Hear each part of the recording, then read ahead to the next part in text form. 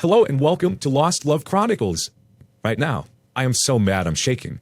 I think if my wife, Sandy, were to walk through the door, I'd put my hands around her throat and choke the life out of her damn body.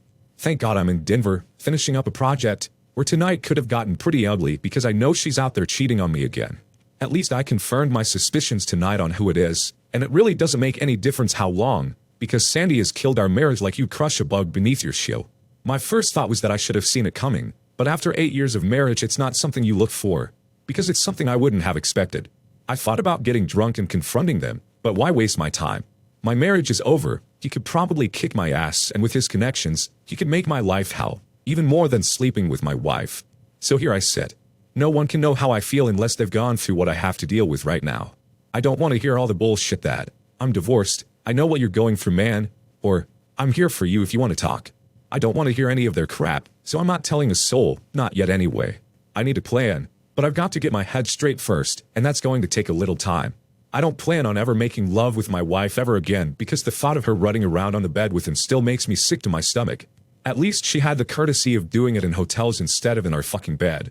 So, with a pad of paper in my hand, I am thinking about what I'm going to do next. If Sandy were this hot, sexy woman, I might have seen it coming or at least been looking for signs. She doesn't have a set of 36DD, doesn't have long blonde hair, and isn't a hot-looking, tall Amazon type of woman. Don't get me wrong, Sandy's good-looking, about 5 feet 6 inches, short brown hair with a hard, lean body. You could probably crack a 2x4 across her small ass, but that's about it. Compared to his wife, Sandy would rate about a 5 at best. So why is he screwing around with my wife? Probably because he can.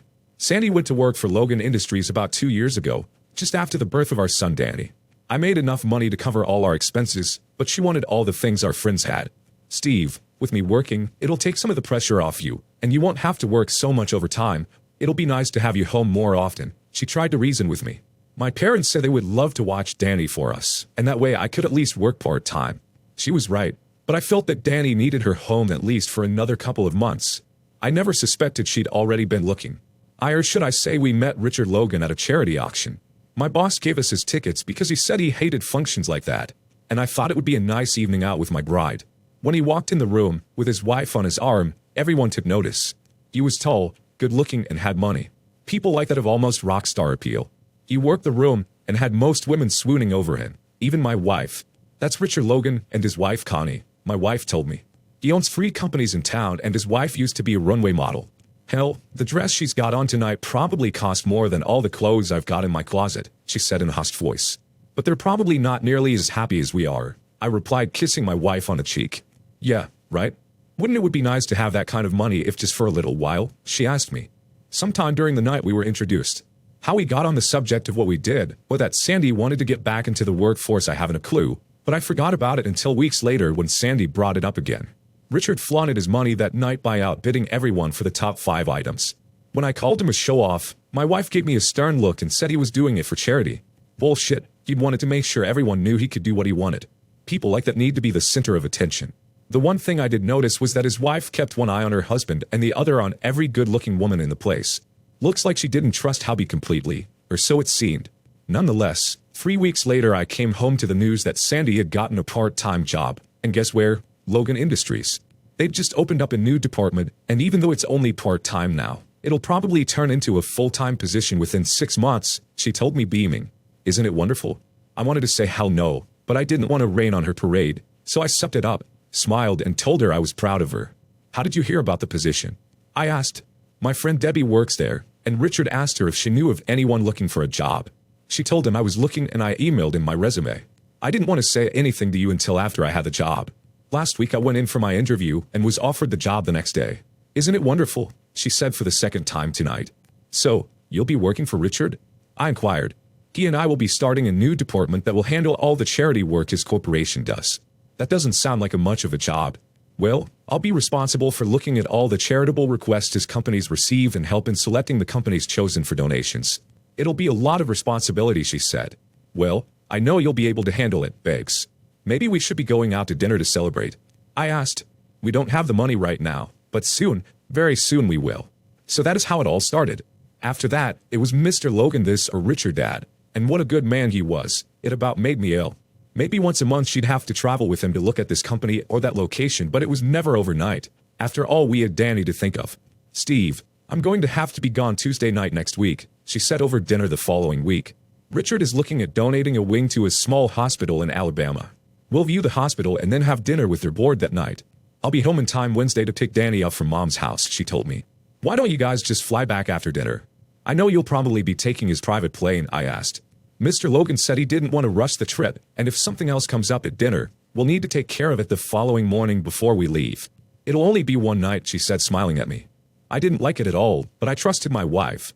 Richard would have to be a total idiot to hit on Sandy with what he had waiting for him at home. I told her to have a good time, and I'd see her Wednesday night. I'll probably need some extra loving Monday night, so I won't go through withdrawal Tuesday night when you're not here, I told her, and Monday night she gave me about a week's worth. She came back Wednesday night and gave me another dose, and I was dumb and happy. Our sex life was still good, and so was my marriage, or so I thought. Life went on, we had extra money, but Sandy went out of town about every other month and the holidays were creeping up on us. Silly me, I almost forgot to explain what I do for a living, because it is going to have a major impact on what I ended up doing. I work for a company that tests security systems and computer firewalls. We're the go-to company if you want to see if a hacker can get in. I've got an accounting and computer background, so I work in the division that deals primarily with banks. A typical scenario is a member of the board asks us to try to hack into or disrupt a particular division. We try to hack into their computer system, go into particular accounts, and basically create a white-collar crime. About 65% of the time, we are successful and the bank usually hires us to fix their problems. The most fun I ever had was 4 months ago. I was supplied a fake passport from Panama and went to a local Bank of America bank branch office to open up an account. I met with the bank president, and he took great care to show me around since I'd be depositing $20 million at his bank. I told him I was concerned with security, and he said that I had nothing to worry as he explained, in too much detail, his bank's security system.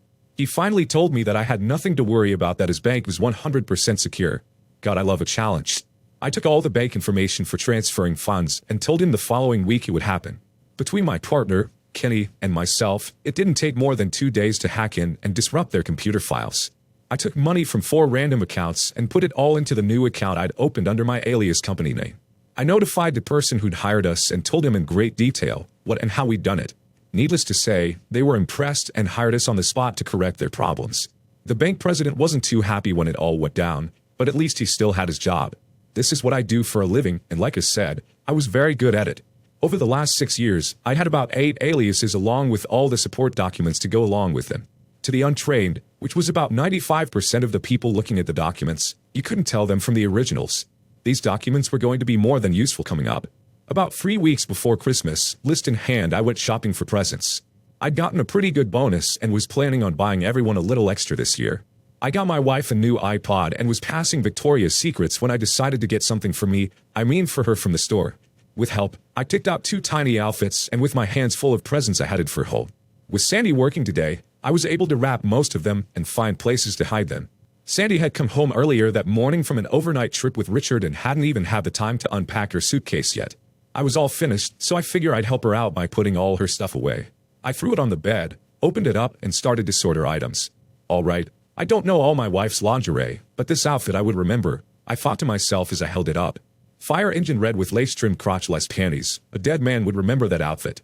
The worst thing about it was that the panties were crusty, and it wasn't just her juice coating the inside.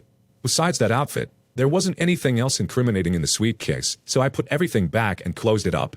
You've heard the term smoking gun. That outfit was mine. I pretty much knew who. It's the why I couldn't understand. It's not like we didn't have a pretty damn good life, but it looks like Sandy wanted it all. That was the start of our downfall. If I hadn't been the nice guy, or if Sandy had put everything away when she got home, she might have gotten away with it, and I still would have been the dumb loving husband. That night after dinner she wanted to make love, but I put her off. I just couldn't do it. I just said I wasn't in the mood because I had a lot on my mind. I needed more proof than a crusty pair of panties, not for myself, but to burn Mr. fucking Logan. Being in the business, I called a friend of mine who had done work for our company in the past. It was a simple job in that I was going out of town next week to finish up my Denver project, and I wanted him to follow Sandy. Bob, I just want to know where she goes and with whom, I asked. I know she's cheating on me, but I need some type of proof. Damn, Steve, I'm sorry to hear it. Don't worry, if there's anything going on, I'll find out, he told me. With my help, he bugged the house, her car, and even put one in the lining of her purse. Sandy, I should only be gone 2 nights at the most. I want to finish this job before Christmas, so we'll have the whole 2-week holiday period to ourselves, I told her. Besides, while I'm out of town, you can shop for my Christmas present. It better be something good for all the nights you've been away this year, I said, hoping to get a rise out of her. She just looked at me and said nothing. Wednesday, I boarded my flight for Denver and gave Bob the green light. Kenny was already there, and we'd finished everything by 6:30 that night. Come on, Steve, let's grab a brew or two and have dinner. There is a great seafood restaurant 2 blocks down from the hotel, and the waitresses are more than easy on the eyes, he told me. Give me 20 minutes and pick me up out front, I told him. I called Sandy's cell and told her I was going to dinner and would probably turn in early, so I wanted to catch her. What are you planning tonight? I asked. All I want to do tonight is take a hot bath after I put Danny to bed, and then I'll probably just read a bit in bed, she told me. Love you, Sandy said just before hanging up, but I never said it back. She'd killed that. Now all I felt was regret. Dinner was good and Ken was right. They did look hot. We had one last drink in the hotel bar, and I headed back up to my room. The message light was blinking on my phone. Call me was all it said. Steve, you didn't have your cell on, was the first words out of Bob's mouth. Left it off for a reason. I wanted to have it last one more good meal before you called. So, what do you got? I asked. She got a sitter and had dinner with Richard Logan. After dinner they went up to room number 312 at the Ramada Inn. I couldn't get any inside pictures, but I've got them going in and we'll take another set of them coming out. I, however, did get a bit of audio, but I don't think you'll want to hear it though. He only rented the room for one night, so I'll monitor what goes on from your home tomorrow. Sorry about this, Steve. There'll be no charge for this, he told me. Bitch, she's going to wish she'd never met that asshole, I said to myself. So now I sit in my hotel room making plans. I don't plan on divorcing Sandy, that would be way too easy. I need to hit her where she'll feel it the most, and I knew just what to do. This is one Christmas she'll never forget. Thursday morning I had my list of things to do. Most of it couldn't take place until the 23rd because the following 2 days, everything would be closed. With one of my fake passports and my son's birth certificate in hand, I made airline reservations under my assumed name. I planned on taking a roundabout way, so it would be difficult to figure out exactly where I ended up. Traveling during the holidays is nuts, and most of the people just wanted to book the flights and go to the next person. I'd gotten a cash advance against my credit card and was now using that money, so there would be no paper trail. I cashed in all 4 of our CDs in our safety deposit box and took all our available cash. I wasn't planning on taking more than an outfit or 2 in a carry-on bag, so I'd need money to purchase clothing when we got there. The final item took me all of 3 days. Logan Industries dealt with 2 local banks, one of which I had an account with. All I needed to do was find a way to hack into the bank's mainframe, then into Logan's account, and finally transfer all those funds to our joint savings account. Simple, right? Wrong, and I needed Kenny's help. I didn't want to get anyone else in trouble, so if I had problems, I needed him on call to answer my questions. I figured my best bet would be to do a trial run before I actually did anything. It wasn't like we'd never done this before, but each bank was different, so there wasn't any set procedures to follow. The first day, I got stopped by the firewall and couldn't get any further. The second day, with suggestions from Kenny, I got in and spent the next 2 hours surfing the accounts until I got all the numbers I needed. My plan was to do the first transfer late in the afternoon of Friday the 24th from Logan's account to mine, and then electronically transfer those funds to the first of 8 overseas accounts right after that. Timing was the key. I kept a low profile that final week. I got all the information from Bob, made copies for Sandy, her parents, my parents, and Richard's wife Connie. I paid extra to have all of them, excluding my parents, delivered Christmas Eve night. Danny and I trimmed the tree and put all the presents under it. I'd been cold, as ice to Sandy, since I found out she'd made me a couple with her dickhead boss. I figured by now she either suspected that I knew about her little affair or at least had a good idea something was going on. I had packed a small bag with clothing, stored it, and a copy of Bob's report in the trunk of my car. I was all ready for the 24th. Steve, you've been avoiding me all week. Are you okay? Is there something on your mind you want to talk about? She asked. It was time to set the hook. Yes, Sandy, there is something I want to discuss with you, but I don't want to ruin Christmas for Danny. Why don't we wait until after the holidays? I told her. Well, at least you and I could have a little fun tonight. It's been a long time, she said, unbuttoning her top. That's when I thought screw it, and put down the hammer, so to speak. What's the matter? Richard busy tonight? I said before turning around and walking upstairs to the spare room. I shut the door, locked it, and waited. I heard the faint knock at the door but ignored it. Steve, we need to talk. Please open the door, will you? She pleaded. I'd sooner be gang-banged by a group of Hell's Angels, I thought to myself as I tried to sleep. I guess I finally fell asleep at some point, but found myself wide awake just after 7 o'clock the following morning. I dragged my ass out of bed and took a shower, shaved, and got ready for one hell of a busy day. I needed coffee and lots of it if I was to make it through the next 24 hours. By 9 o'clock Danny was up watching cartoons and Sandy was making her way towards the kitchen. Her eyes were red, and it looked like she hadn't slept a wink all night. I was done caring and just needed to make it until 2 o'clock in the afternoon before I started it all. How long have you known? She finally asked. Does it really make a difference, Sandy? I guess not. Is there anything I can say? She asked. What could you possibly say? That it was just sex, you don't love them, only me, and that it was a horrible mistake. I guess you could say that and more, if it would make a difference to me, but it doesn't anymore. I'm taking Danny over to my parents this afternoon, and I don't want you with us because you are no longer a part of us. I hope you was worth it, Sandy, but from where I stand right now, I don't think you was. So if you'll excuse me, I've got to load up my parents' gifts and get Danny dressed so we can leave, I said in my most cutting tone. With the gifts in the car and Danny dressed, I told him to give his mother a kiss goodbye. She didn't have a clue what was going to happen in the next few hours, and I wasn't about to show my hand either. When will you be back? She asked. When we get back, I replied. You plan on going somewhere? No, I'll be here when you get back, she sobbed out as I shut the door. Where's Sandy? My mom asked when we walked in the door. You want the short or long story? I said as my dad grabbed Danny and headed over to the tree. She's at home because she's been cheating on me with her boss for quite a while, I told her. When the shock wore off, I told her that Danny and I were going away and we'd get in contact with her when we finally settled in. Mom, just don't ask and I won't have to lie to you, I told her. I'm going to make each one of them pay for what they've done and hit them each where it'll hurt them the most. So Mom, let's have a nice afternoon as a family because I don't know when I'll be seeing you again. At 4 o'clock I hacked in and started transferring the entire amount of money in Logan's bank account to Sandy's and my joint savings account, at least for the moment. By 6:30 Danny and I were on the first of 3 planes taking us out of the country. I can only guess how many times Sandy called my cell phone before she realized I wasn't going to answer. Of course, it was turned off and buried in a dumpster 2 blocks from my parents' house. Just before we board the next plane, I transferred the money from our savings to the first overseas account. From then, it would automatically be transferred to 8 other accounts by early Christmas morning. I was going to make a lot of children happy this Christmas morning.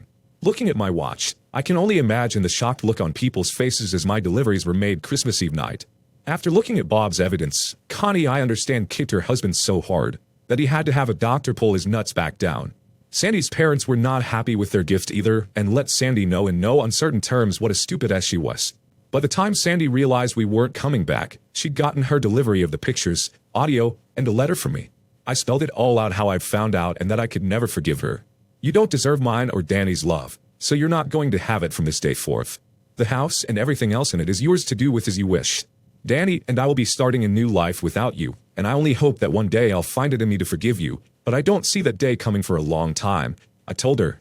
By the way, since the 2 of you started your unholy union under the pretext of donating money to good causes, I've decided to help the 2 of you out. The $1.2 million in their Bank of America account has been donated, in Logan Industries' name, to 8 children's hospitals in developing countries. I've left instructions with them to formally let Logan Industries know how thankful they are 1 year from today. You can tell your buddy Richard that I hope he liked that glory hole of yours, because it's going to be the most expensive piece of ass he'll ever have. So have a Merry Christmas and Happy New Year. I'd love to say that I'll see you around, but that won't be happening anytime soon.